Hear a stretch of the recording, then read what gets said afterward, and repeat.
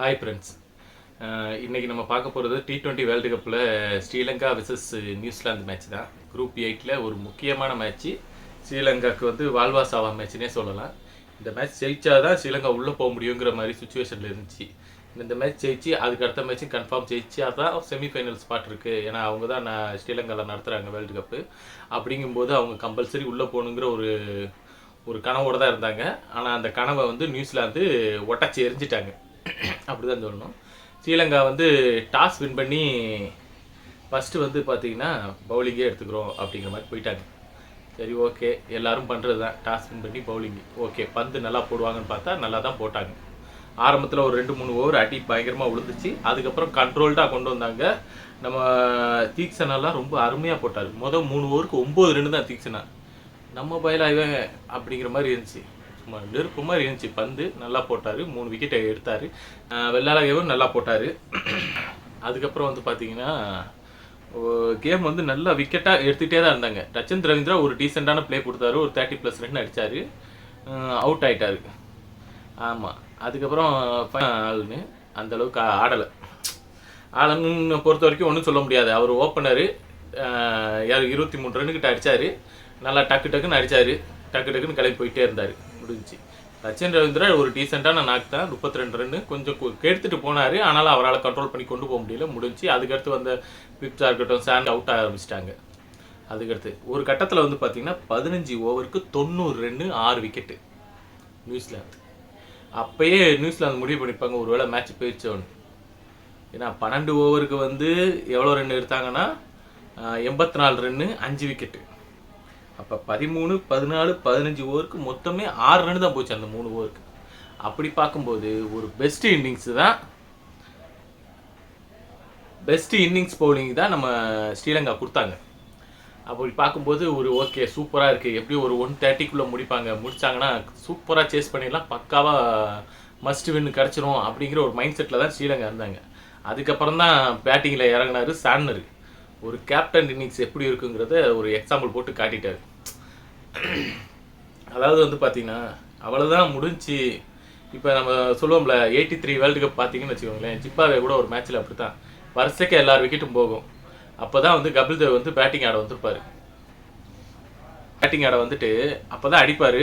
உள்ள பெஞ்சிலே உட்காந்துட்டு சொல்லுவார்ல, 120 அடித்தா மானம் போகாமல் இருக்கும், ஒரு 130 அடித்தா போகும் பரவாயில்ல, 140 அடித்தா போதும் பரவாயில்ல அப்படிங்கிற மாதிரி தான் சொல்லிட்டு இருப்பாங்க பெஞ்சில் உட்காந்துட்டு. அதே கதை தான் இங்கேயும். கரெக்டாக சார்னர் இறங்கி அடிக்க ஆரம்பித்தார். 47 ரன்னு அடி ஒன்று உரின்னு உரிச்சு விட்டார். ஃபாஸ்ட் பவுலராக இருக்கட்டும், ஸ்பின்னராக இருக்கட்டும். தீக்ஷனா ஓவர்லாம் இப்போ 21 ரன்னுக்கிட்ட போயிடுச்சு எனக்கு தெரிஞ்சு. 19 ஓவர் 18 ஓவரில் போட்டார். பிரித்து அப்படியே குழியை தோண்டி மூதி கொடுத்துட்டாங்க தீக்ஷனா ஓவர். கடைசி 5 ஓவருக்கு 78 ரன்னு. ஆமாம். சார்னரும் வந்து மெக்கானியா அவரும் சரியான பேட்டிங் தான். அவர் ஒரு 31 ரன் அடிச்சிருந்தார். சார்னர் ஒரு 47 ரன்னு. தரமான இன்னிங்ஸ். நல்லா பிரித்து கலட்டி ஸ்ரீலங்கா கையில் கொடுத்துட்டாங்க. இதுக்கப்புறம் நீ முடிஞ்சால் ஜெயிச்சுக்கணும். ஸ்ரீலங்கா வந்து அடுத்த கடைசி 5 ஓவருக்குலாம் ஃபீல்டிங் ரொம்ப சொதப்படு, பவுலிங் ரொம்ப சொதப்படு. ஃபுல் டாஸ் போட்டு கொடுக்குறாங்க அல்வா மாதிரி. யாக்கர்லேருந்து வரலன்னா வேறு ஏதாவது ட்ரை பண்ணுங்கள். ஸ்லோவர் ஒன்லாம் அழகாக ட்ரை பண்ணலாம். எங்கிட்டாவது கொடை குழம்பி கைக்கு வரும். விட்டு திருப்புற மாதிரி பந்தை போட்டு மொத்தமாக முடிச்சிட்டாங்க. அவ்வளோதான். ஸ்ரீலங்காவில் கேமந்தாக்கு விக்கெட் கிடைக்கல. அது போக வந்து அசலங்கா போட்டார், அவருக்கு விக்கெட் இல்லை. எதுக்கு அசலங்கா பேட்டிங் எடுத்துகிட்டு வந்தாங்கன்னு தெரியல.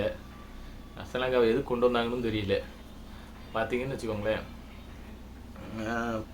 இப்போ வந்து 168 ரன் அடிச்சிட்டாங்க. 168 ரன் வின்னிங் டோட்டல் தான். 170 அடித்தா இந்த கிரவுண்ட்லலாம் கண்டிப்பாக சேஸ் பண்ணவே முடியாது. பட் இது ஸ்ரீலங்காவாச்சே, இப்போ அவங்களோட ஹோம் கண்ட்ரிக்கு போது அவங்க ஒரு பிளான் வச்சுருப்பாங்கன்னு நினச்சி தான் இருந்தது. பட் அது அப்படியே தலைக்குப்புறாக போயிடுச்சு. நியூசிலாந்து இதில் வந்து சார்னரோட பேட்டிங் உண்மையிலே தரமான பேட்டிங். ஆமாம். இந்த இன்னிங்ஸை வந்து நம்ம எப்படி சொல்லலான்னா, மேட்ச் வந்து கையை விட்டு போயிடுச்சு. இந்த மேட்ச் போயிடுச்சு. இப்போ நம்மளாக இருந்தாலுமே 15 ஓவருக்கு 90 ரன்னுக்கு 6 விக்கெட்டு ரன்ன பாலில் தான் இருக்கும். எவ்வளோ தான் மிஞ்சி போனால் அடுத்து ஒரு 30 ரன்னு கிடைக்கும், 30லேருந்து 40 ரன்னு கிடைக்கும். ஒரு 2 விக்கெட் எப்படி எடுத்துருவாங்க. அப்போ வந்து பார்த்தீங்கன்னா நம்ம ஒரு 120 130 ஒரு டீசெண்டாக கிடைக்கும். அப்படியே தோக்க தான் போகிறோங்கிற ஒரு கணக்கு இருந்துச்சு. பட்டு தோக்குற இடத்துல இருந்து ஒரு கேமை எடுத்துகிட்டு வந்தது சார்னர் கையால் தான் முடியும். சாண்டர் உண்மையிலே விளாண்டதுலே ஒரு பெஸ்ட் இன்னிங்ஸ் இன்னைக்கு தான், மறக்கவே முடியாது. அடுத்த வேர்ல்டு கப் வர்ற வரைக்கும் இந்த இன்னிங்ஸ் பேசும். சும்மா சொல்லலாம் நார்மலாக தோக்கிற டீமை தோக்கிற இடத்துல இருந்து ஸ்ரீலங்கா ஆல்மோஸ்ட் ஃபேவரெட்டு, ஈஸி வின்னு அப்படிங்கிற மாதிரி தான் இருந்துச்சு. ஒட்டுமொத்த ஆடியன்ஸுக்கு அவ்வளோ சந்தோஷம், ஆஹா நம்ம டீமாடா இப்படி ப்ளே பண்ணுறதுன்னு. ஃபர்ஸ்ட் ஹாஃபில் 15 ஓவர் வரைக்கும் தான் அந்த சந்தோஷம். அதுக்கடுத்து எல்லாரும் மூஞ்சும் தொங்க போச்சு, அதோட முடிஞ்சுங்க. இப்போ ஃபஸ்ட்டு முடிஞ்சிச்சு. ஆமாம், ஃபஸ்ட்டு பேட்டிங்கில் ஒரு 168 ரன் அடிச்சிட்டாங்க. 169 அடித்தா வின்னுன்னு ஸ்ரீலங்கா பேட்டிங் ஆட வந்தாங்க.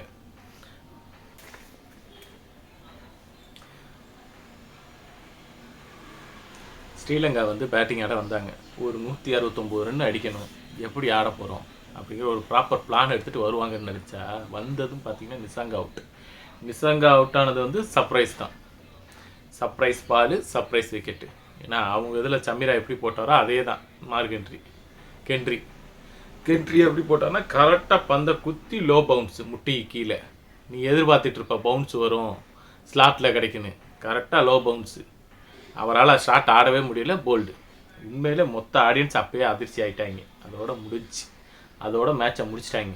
மேட்சை முடித்து சமாதி கட்டின மாதிரி தான், அவ்வளோதான். ஒரு ஓவர் மெய்டன் எடுத்துட்டாங்க. பார்த்தீங்கன்னா குசால் மெண்டிஸ் பேட்டிங்காக ஆடுறாரு. இந்த டோர்னமெண்ட்டில் 350 இந்த மாதிரி கிரவுண்டில் தான் அடிச்சிருக்காரு. குசால் மெண்டிஸ் என்ன பேட்டிங் ஆடுறாருன்னு தெரியல, போட்டு கட்டையே போட்டுருக்காரு. அவன் பவர் பிளேயில் 3 விக்கெட் விழுந்தாலும் எப்படியாவது பவர் பிளேயில் ஒரு 50 ரன்னாவது அடிக்கணும்னு பார்ப்பாங்க. 20 ரன்னு தான் கைஸ் அடிச்சிருக்கேன். இருக்கிறதுலே ஒஸ்ட்டு.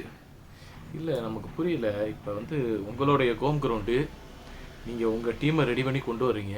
இந்த கிரவுண்டுக்கு அசஸ் பண்ணுற மாதிரி தான் டீம் ரெடி பண்ணியிருப்பீங்க. அப்படி வந்து என்ன சொல்லன்னு தெரியல. அவங்களுக்கு இன்னும் பிளேயர்ஸே இல்லையா, பிளேயர்ஸ் அமையலையா என்னன்னு தெரியல. இல்லை எல்லோரும் ஃபார்ம் அவுட்டில் இருக்காங்களா, இல்லை யாருக்கும் இன்ட்ரெஸ்ட் இல்லையா அப்படிங்கிற மாதிரி தான். ஒரு அதாவது என்ன சொல்கிறதுனா ஒரு ஃபைட்டிங்கே இல்லை. உங்கள் கோச் பார்த்தீங்கன்னா ஜெயசூர்யா, மலிங்க எல்லாம் பார்த்தீங்கன்னா ஒரு ஃபைட்டிங் ஸ்பிரிட்டோடு இருக்கிறவங்க. அவங்களாம் பிளேயராக இருக்கும்போதெல்லாம் நீங்களாம் அதெல்லாம் பார்த்தீங்கன்னா தெரியும். மேட்ச் வின்னிங்க்கு எப்படி அடிப்பார் அவர். ஒரு ஃபைட்டிங் ஸ்பிரிட்டே கிடையாது. அவங்க பேட்டிங்கில் பார்த்ததுமே தெரிஞ்சிச்சு. ரைட்டு, பயங்கரமாக பிசுறு தட்டுது. ஆமாம், அதாவது வந்து பார்த்தீங்கன்னா ரச்சின் ரவீந்திரா வந்து ஒரு பார்ட் டைம் பவுலர். பந்தை குத்தி வெளியே போடுவாப்பில், ரைட் ஹேண்டருக்கு ஸ்டெம்பிள் லைனில் குத்தி வெளியே வரும். ஆஃப் சைடில் அழகாக கட் அடிக்கலாம். இப்படி கட்டுன்னு கட்டினா பவுண்ட்ரியாக கிடைக்கும். அதை விட்டுட்டு அவர் எங்கேயோ குத்துறாரு, இவங்க எங்கேயோ போயிட்டு தூக்கி சுற்றிட்டு இருக்காங்க. சுற்றி வரிசைக்கு அவுட் ஆகிடுறாங்க. பவன் அவுட் ஆகிறாங்க, இவன் குசால் மெண்டிஸு வரிசைக்கு. அசலங்காலாம் என்ன சொல்லனே தெரியலை. ஒரு விக்கெட் விழுந்துருச்சு, டக்குன்னு கேமை சிங்கிள்ஸாகவே எடுத்துகிட்டு போகலாம். சிங்கிள் டபுள்னு ஆடி ஒரு 10 ஓவருக்கு ஒரு 60 ரன் அடிங்க. கடைசி 10 ஓவருக்கு 108 ரன்னு. இருக்கிற ஹிட்டர்லாம் எல்லாரையும் இறக்கி ஒரு போடுன்னு போட்டிங்கன்னா பயங்கரமாக இருக்கும். கமிந்தோ மெண்டிஸு, வெள்ளாலகே, சனங்கா எல்லோரும் சேர்ந்து கடைசி 10 ஓவருக்கு 100 ரன் அடிக்கிறான்னா அடிக்க தான் போகிறாங்க. வீசியிருக்கலாம். நீங்கள் ஒரு வின்னிங்க்கான அந்த ஸ்பிரிட்லேயே கேமை கொண்டு போயிருக்கணும்ல. போட்டு தடவுறாங்க 6 ஓவருக்கு 20 ரன்னு. சரி, பவர் பிளே முடிஞ்சது மாதிரி அடிப்பாங்கன்னு பார்த்தா அடுத்த 9 ஓவருக்கு 36 ரன்னு. 4 விக்கெட் விழுந்துருச்சு. இருக்கிற எல்லாரையும் கழட்டி கொண்டு வர ரச்சந்திரா சும்மா பந்து போட்டால் எல்லாரும் விக்கெட் கொடுக்குறாங்க. அந்த மாதிரி இருக்குது. 4 விக்கெட் இன்றைக்கி எடுத்துகிட்டு போயிட்டார். அவர் பிளிப்ஸு, சாண்டர் ஆளுக்கு 1, கென்ட்ரி 2 விக்கெட்டு. இதில் ஒரு மெய்டன் வேறு. ஒன்றும் சொல்கிறதுக்கு இல்லை. பேட்டிங்கில் வந்து பார்த்திங்கன்னா வெள்ளாலகே ஒரு டீசெண்டாக அடித்தார். அதுபோக கமிந்தோ மெண்டிஸு ஓரளவு ஆடினார். கமிந்தோ மெண்டிஸ் ஐபிஎல் ஆடுவார், ஓரளவு எல்லாத்துலேயும் ஆடுவார். ஒரு டீசெண்டான பேட்டிங், அவரோட கேம் ஆடினார். வெள்ளாலகே கொஞ்சம் ட்ரை பண்ணார், ஓகே தான். பட் இது ஓகே கிடையாது. என்ன டாப் ஆர்டர்லாம் என்ன பேட்டிங் ஆடுறாங்கன்னே தெரியல. ஒரு கட்டத்தில் ஒரு 3 ஓவர்லேருந்தே தூக்கமே வந்துருச்சு. மேட்ச் பார்த்துக்கிட்டே இருக்கேன், கண்ணு கட்டுது, தூக்கம் வந்துருச்சு. என்னடா பேட்டிங் ஆடுறீங்க. மொத்த ஆடியன்ஸுமே அப்செட். உண்மையிலே சொல்லலை, அவர் ஒரு பிரைமான ஆஸ்திரேலியாவை அடிச்சுட்டு வந்திருக்கீங்க. அதுக்கடுத்து வரிசைக்காக 3 தோல்வினா என்ன, எப்படி அக்செப்ட் பண்ண முடியும். ஜிம்பாப்வேவோட வந்து டிஃபெண்ட் பண்ண முடியாமல் தோல்வி. இதே இந்த டோட்டல் அடித்து இதை டிஃபெண்ட் பண்ண முடியாமல் தோற்றுட்டோம். இப்போ இங்கிலாந்தோட ஒரு சின்ன டோட்டல் தான், இதை விட ஒரு 20-30 ரன் கம்மி. அந்த டோட்டலையும் அடிக்க முடியாமல் தோற்றுட்டோம். இப்போ இதுவும் அதே மாதிரி தான் சம்பவம். இந்த டோட்டலையும் அடிக்க முடியாமல் என்ன தான் பிளான் பண்ணுறாங்க, என்ன தான் இருக்காங்கன்னு தெரியல. அவங்க கோச்சஸ்லாம் பார்க்கும்போது பாவமாக இருக்குது. அதை தாண்டி ஆடியன்ஸை பார்க்கும்போது தான் என்னடா ஒரு 6 ட்ரை பண்ணலாம்லடா. ஏதாவது ட்ரை பண்ணலாமே, அங்கிட்டு இங்கிட்டு எங்கிட்ட வீசலாமே, எதுவுமே கிடையாது guys. பாதி பேர் கிளம்பி போயிட்டான் பாதி மேட்ச்லேயே. இதுக்கப்புறம் நீங்கள் கிரிக்கெட் விளாண்டாலும் இந்த கிரவுண்டு பக்கமே வரமாட்டேன்டாங்கிற மாதிரி தான் இருக்காங்க ஆடியன்ஸ்லாம். பார்க்குறதுக்கே கஷ்டமாக இருக்குது. அடுத்த மேட்ச்சு ஒரு மேட்ச் தான் இருக்குது, டோர்னமெண்ட்டில் விளாண்டுட்டு கிளம்புங்க, அவ்வளோதான். நியூசிலாந்து இந்த தடவை வெறியாக இருக்காங்கிறது தெரியுது. இந்த மாதிரி கிரவுண்ட்லேயும் நல்லா ப்ளே பண்ணுறாங்க, இந்தியா மாதிரியான கிரவுண்ட்லேயும் ப்ளே பண்ணுறாங்க. ஸோ அப்போ ரெண்டுக்குமே ரெடி ஆகிட்டாங்க நியூசிலாந்து. இந்த பக்கம் நியூசிலாந்து ரெடி ஆகிட்டாங்க, இங்கிலாந்து ரெடி ஆகிட்டாங்க. ரெண்டு பேருமே கன்ஃபார்மாக குவாலிஃபை ஆயிடுவாங்க. கன்ஃபார்ம் தான். எப்படியும் அவங்க 2 பேரும் குவாலிஃபை ஆகி செமிஃபைனல்ஸ் ஆட போகிறாங்க. இந்த பக்கம் சவுத் ஆப்பிரிக்காவா வெஸ்ட் இண்டீஸாங்கிற கதை போயிட்டுருக்கு. அதுக்கான வீடியோ நம்ம அடுத்த வீடியோவில் வரும், சரியா? இந்த மேட்ச் லைவ் பார்த்தீங்கன்னா நீங்கள் கமெண்ட் பண்ணுங்கள், ஸ்ரீலங்கா பேட்டிங் எப்படி இருந்துச்சு. இந்த மாதிரி ஒரு இன்னிங்ஸை பார்த்ததே இல்லை. ஒன்றும் இல்லை காய்ஸ், இந்த கனடா டீமு, வேறு கனடா டீமு, யுஏஇ, நேபாள், இந்த மாதிரி டீமை கொடுத்தா கூட இந்த சுச்சுவேஷனில் சூப்பராக ஆடிருப்பாங்க. பட் ஸ்ரீலங்கா ஆடினது ஏற்றுக்க முடியாத பேட்டிங்கு, சரியா? ஒரு ஸ்பிரிட்டே இல்லை. அப்படிங்கும்போது ஒன்றும் எதிர்பார்க்க முடியாது. Okay guys, New Zealand versus Sri Lanka மேட்ச்சில் நியூசிலாந்து வின் பண்ணிட்டாங்க கம்ஃபர்டபுளாகவே. எல்லோரும் லைக் அண்ட் சப்ஸ்கிரைப் மறக்காமல் பண்ணிடுங்க ஃப்ரெண்ட்ஸ். நெக்ஸ்ட் வீடியோ நம்ம South Africa versus West Indies, India versus ஜிம்பாவேயோட ப்ரீ அனாலிசிஸ் வீடியோ வரும், அதுவும் பாருங்கள். அதுபோக daily morning 7 o'clock cricket live இருக்குது. நம்ம லோக்கல் ஏரியா கிரிக்கெட் லைவ் தான். நீங்கள் கம்பல்சரி பாருங்கள், நல்லாயிருக்கும், ஃபன்னாகவே இருக்கும். கமெண்டும் பண்ணுங்கள். Thank you friends.